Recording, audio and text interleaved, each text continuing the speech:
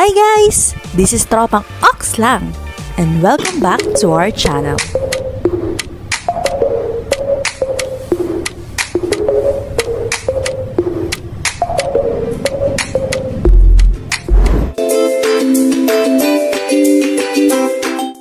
For today's content, dumayo tayo at samahan nyo kaming tikman ang isa sa pinagmamalaking dessert shop ng mga Batanggenyo, ang Agata Cakes and Pastries.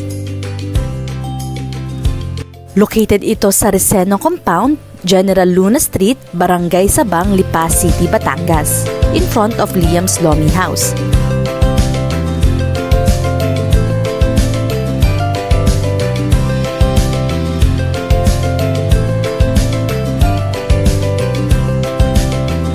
One and a half drive lang from Metro Manila, mararating mo na ang Agata Cakes and Pastries.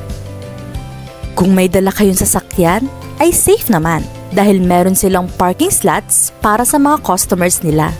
Open sila everyday from 7 a.m. to 7 p.m. Sabi nila, one of the best dessert shop ito sa Lipa. So ano pang iniintay natin? Tikman na natin ang ipinagmamalaki nilang halo-halo at signature coffee kasama ng different desserts and options na meron sila. Hi! Sa sobrang daming pagpipilian at lahat mukhang masasarap ay talaga namang mapapabili ka ng hindi lang isa, dalawa o kahit 5 pa. Nakakatuwa pa dahil napakalinis ng place nila at napaka-friendly ng staff and crew nila. Bongga, diba?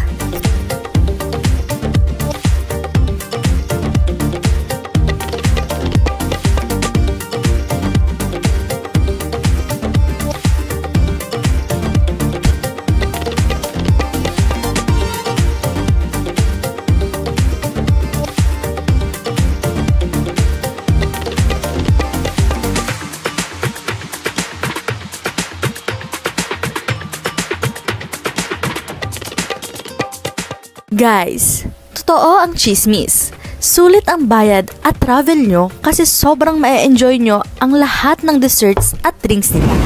Babalik ka talaga sa Lipa for their leche rolls, cream puffs, and chocolate cream cake.